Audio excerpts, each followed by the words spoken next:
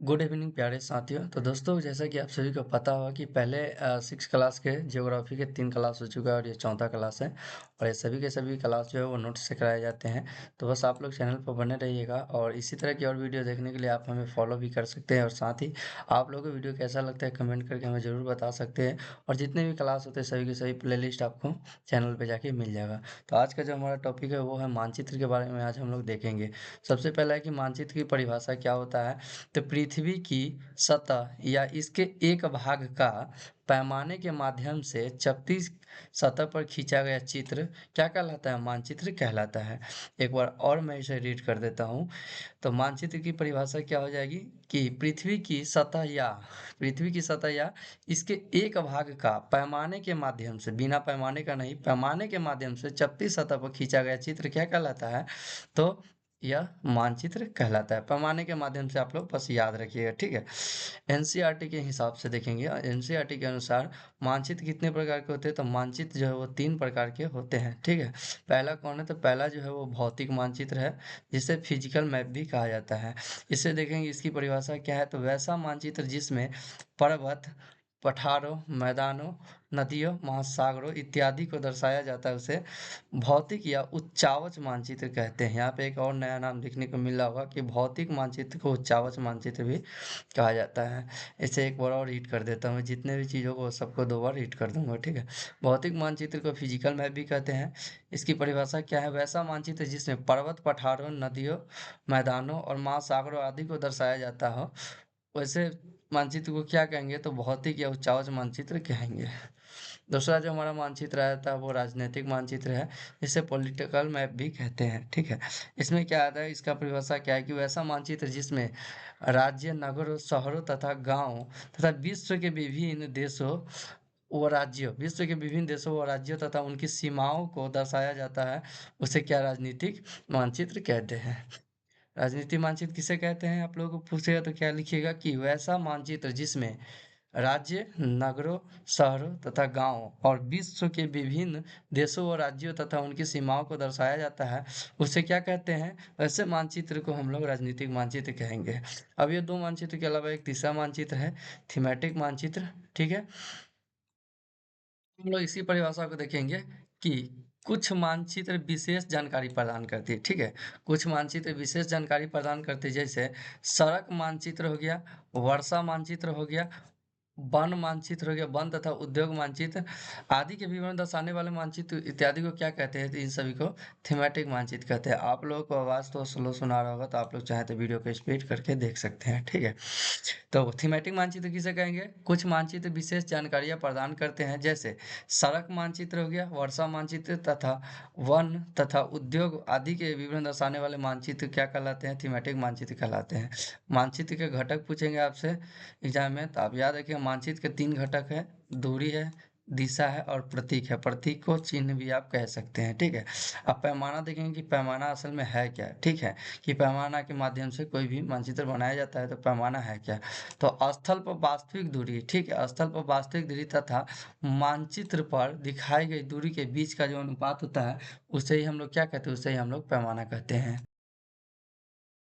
पैमाना किसे कहते हैं? तो स्थल व वास्तविक दूरी तथा मानचित्र पर दिखाई गई दूरी के बीच का जो अनुपात होता है ना, बीच का अनुपात, उसे ही हम लोग क्या कहते हैं? पैमाना कहते हैं, ठीक है।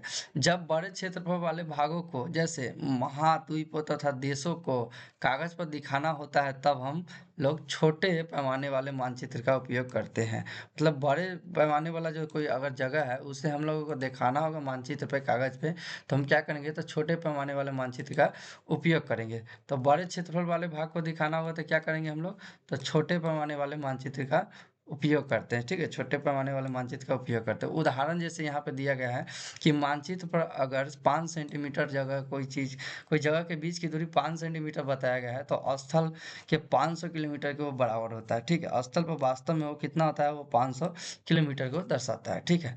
जब छोटे क्षेत्रफल वाले भाग को कागज पर दिखाना होता है तब हम बड़े पैमाने वाले मानचित्र का उपयोग करते हैं। तो जब बड़े क्षेत्रफल को दिखाना हो तो छोटे पैमाने वाले, और छोटे क्षेत्रफल को वाले भाग को दिखाना होगा तो क्या करेंगे, वह में बड़े पैमाने वाले मानचित्र का उपयोग हम लोग करेंगे। इसका भी उदाहरण यहाँ पे आप लोग देख सकते हैं, जैसे कि स्थल पर अगर कोई 500 मीटर है ना, तो मानचित्र पर कितना दर्शाया जाएगा, तो 500 मीटर की दूरी के मानचित्र पर 5 सेंटीमीटर की दूरी दिखाया जाएगा। ठीक है।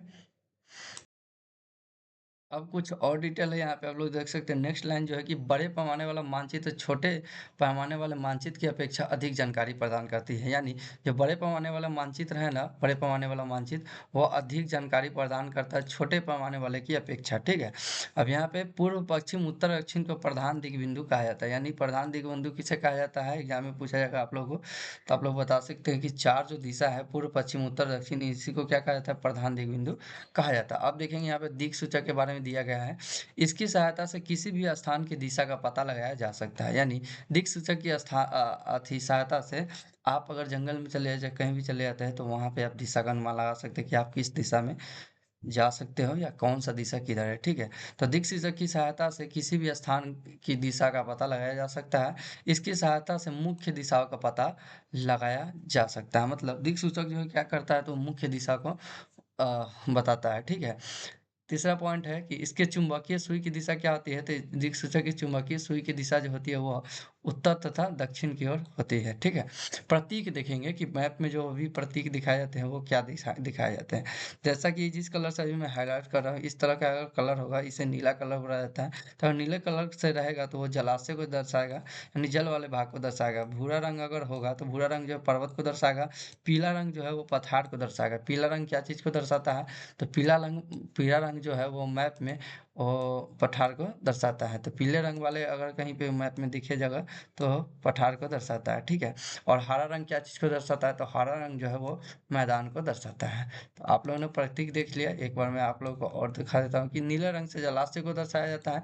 नीले रंग से जलाशय को, भूरे रंग से पर्वत को, और पीला रंग से किसको, तो पठार को दर्शाया जाता है, और हरा रंग से मैदान को दर्शाया जाता है। ठीक है। अब देखेंगे रेखा चित्र किसे कहते हैं। ठीक है। रेखा चित्र, तो रेखा चित्र एक आरेखन है। रेखा चित्र क्या है, रेखा चित्र एक आरेखन है जो पैमाने पर आधारित नहीं है। ठीक है। ये पैमाने पर आधारित नहीं होता है, रेखा चित्र ना होता है, पैमाने पर आधारित ना होकर याददाश्त और स्थानीय प्रेक्षण पर आधारित होता है। यानी रेखा चित्र की परिभाषा पूछे तो रेखा चित्र एक आरेखन है जो पैमाने पर आधारित न होकर याददाश्त और स्थानीय प्रेक्षण पर आधारित होता है। इसी प्रकार आप खाका को देखेंगे, तो खाका क्या है, तो खाका एक छोटे क्षेत्र का बड़े पैमाने पर खींचा गया रेखा चित्र है। रेखा चित्र क्या कहलाता है, खाका कहलाता है। यानी एक छोटे क्षेत्र का बड़े पैमाने पर खींचा गया रेखा चित्र खाका कहलाता है। ये किसका है, तो खाका का परिभाषा है। दोस्तों आज का जो हमारा चौथा चैप्टर था मानचित्र में, इससे ज़्यादा आप लोगों को कुछ भी याद करने की ज़रूरत नहीं है। बस इतना ही था, जो 2 पेज में ये नोट्स बन जाएगा, आपका ओके हो जाएगा। तो दोस्तों अगर आप लोगों को क्लास अच्छा लगा हो तो प्लीज़ वीडियो को लाइक करके चैनल को सब्सक्राइब कर लीजिए, और साथ ही कमेंट करके बता सकते हैं, आप अपना फीडबैक दे सकते हैं कि आपको क्लास कैसा लगा। तो दोस्तों मिलते हैं 5वें टॉपिक के साथ, तब तक के लिए जय हिंद।